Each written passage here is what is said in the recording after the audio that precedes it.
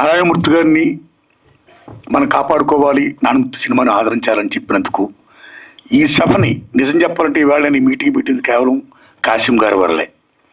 కాసిం గారు రీసెంట్గా నా సినిమా చూశారండి, బ్రహ్మాండంగా మెచ్చుకున్నాడు. ఆయన మెచ్చుకోవడమే కాదు, నారాయణమూర్తి గారు మీ సినిమా మీద మేము రౌండ్ టేబుల్ సమావేశం పెడతాము అని ఆయన అనడం, మీ సినిమాను మేము ఎంకరేజ్ చేస్తాం, ఇలాంటి సినిమాను ఆదరించాలి అని చెప్పడం. ఆ దశలో భాగంగా రౌండ్ టేబుల్ సమావేశం బదులు మీరు షో వేయండి, చాలామంది ప్రముఖులు పిలుస్తాను, ప్రెస్ ముందు మనం చెప్పుకుందాం, ఆ రకంగా పబ్లిష్ చేద్దాం అని చెప్పడం జరిగింది. సో ఇంత చేసినటువంటి కాసిం గారికి నేను హృదయపూర్వక ధన్యవాదాలు చెప్పుకుంటున్నానండి. Thanks a lot. ప్లీజ్. తర్వాత మన సారు పద్దంకి దయాకర్ గారు, నేను గవర్నమెంట్తో మాట్లాడి ట్యాక్స్ ఇప్పిస్తాను, ట్యాక్స్ లేకుండా చేస్తాను అన్నారు. అలాగే మా శ్రేయోభిలాషి ప్రముఖ కవి అందశ్రీ గారు కూడా ఈ సినిమాకి ట్యాక్స్ ఎగ్జామ్షన్ ఇప్పించాల్సిందిగా అద్దంకి దయాకర్ గారిని కోరారండి. థ్యాంక్స్ అలాట్ టు అందశ్రీ అన్న అండ్ దయాకర్ గారు. అయితే నా విజ్ఞప్తి, నాకు ట్యాక్స్ ఫ్రీ వద్దు, ఏం వద్దండి, నా గవర్నమెంట్ సైడ్ నుంచి ఏ సహకారం వద్దండి ప్లీజ్. నేను కోరుకునేది ఏంటంటే దయించి మీరు ప్రమోట్ చేయండి సినిమాని, నా సినిమా గురించి చెప్పండి, సినిమా జనంలోకి వెళ్ళి చేయండి, జనాన్ని చూడమని చెప్పండి. ఏమాత్రం సినిమా బాగుంటే జనాన్ని కనెక్ట్ అయితే సినిమా సక్సెస్ అవుద్ది. ఆ హెల్ప్ చేయండి, దట్స్ వాట్ ఐ వాంట్. అలాగే పెద్దలు కుమారస్వామి గౌడ్ గారికి, సత్యనారాయణ గారు, ఆయన నిజంగా ఆయన ప్రైమ్ 9 టీవీ న్యూస్లో బ్రహ్మాండంగా ఈ కార్పొరేట్ ఎడ్యుకేషన్ మాఫీ మీద బ్రహ్మాండంగా ఫైట్ ఇస్తున్నాడు ఆయన, సెల్యూట్. సో నా సినిమా ఏదన్నట్టు మెచ్చుకున్నాడు, ధన్యవాదాలు వారికి. అలాగే పెద్దలు నాగేశ్వరరావు గారికి, తమ్ముడు విక్రమ్ గౌడ్ గారికి, ప్రొఫెసర్లు బ్రహ్మాండంగా మాట్లాడారండి, ధన్యవాదాలు మీకు. సినిమా గురించి బ్రహ్మాండంగా చెప్పారండి. తమ్ముళ్ళరా, విద్యార్థి నాయకులరా, తమ్ముళ్ళరా, మీ అందరికీ నా ధన్యవాదాలండి. తమ్ముడు శభాష్, బాగా మాట్లాడారు, శభాష్. సతీష్ అన్న చాలా హెల్ప్ చేశారు, వందనాలు మీకు. మీడియా మిత్రులారా, ఇంతసేపు మీరున్నారు నా కోసం, నా సినిమాను ప్రమోట్ చేయండి. ఎందుకంటే ఇందాక అందశ్రీ గారు చెప్పినట్టు ఇలా సినిమా తీస్తుడు, రిలీజ్ చేస్తుడు, పబ్లిష్ చేస్తుడు. పబ్లిష్ అనేది మోస్ట్ ఇంపార్టెంట్. పబ్లిష్ అనేది లేకపోతే జనం సినిమాకి థియేటర్ రారు. కాబట్టి మాకు జనానికి మధ్య వారసులు ఎవరంటే మీ మీడియా వారే.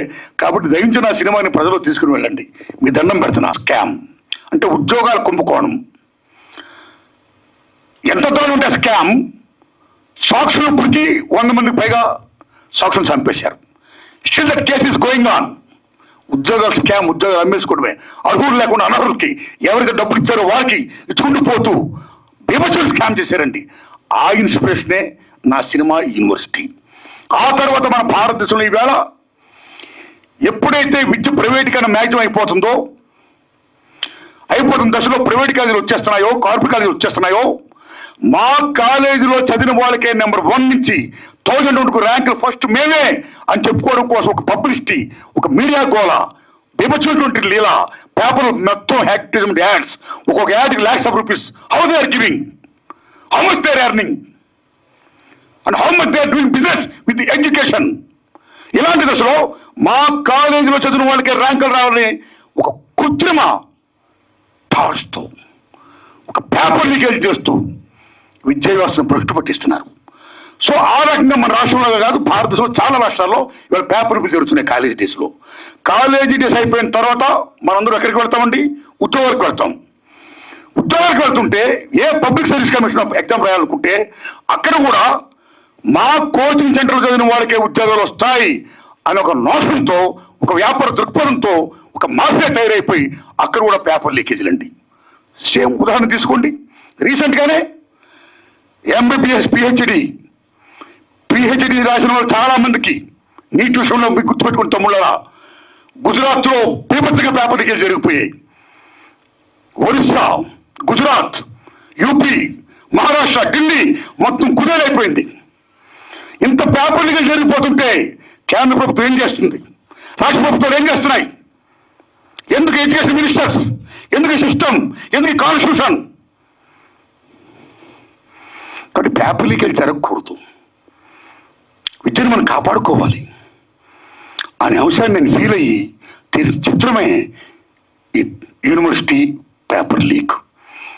కాబట్టి ఈ విద్యార్థులు, తల్లిదండ్రులు, ఉపాధ్యాయులు అందరూ చూడాలి, అన్నింటిని మించి ప్రభుత్వ విద్యా విధానాన్ని బలోపేతం చేయాలి అని ముఖ్యంగా చెప్పారు సినిమాలో.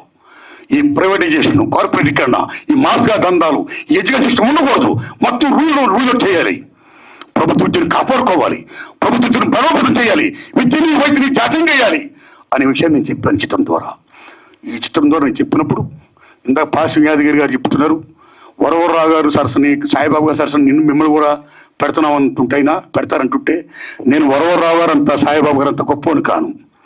నేను మామూలు మనిషి, నేను కామన్ మ్యాన్. నేను నా రూట్లో నా పని చూసుకుంటా. ఇక నా విజ్ఞప్తల్లా ఏంటంటే, ఈ సినిమాని నేను ఆగస్టు 22వ తారీఖున రిలీజ్ చేస్తున్నానండి. ఆగస్టు 1 కదండి, ఆగస్టు 22 అండి. దయించి సినిమాను చూడండి, ఆదరించండి. ఏమాత్రం బాగున్నా 10 మందికి చూడమని చెప్పండి. ఇంకా ఇలా చిత్రాలు తీయడానికి నాకు మంచి శక్తిని ప్రసాదించండి. ఇదే నా విజ్ఞప్తి అండి. ధన్యవాదాలు మీకు. Thanks a lot.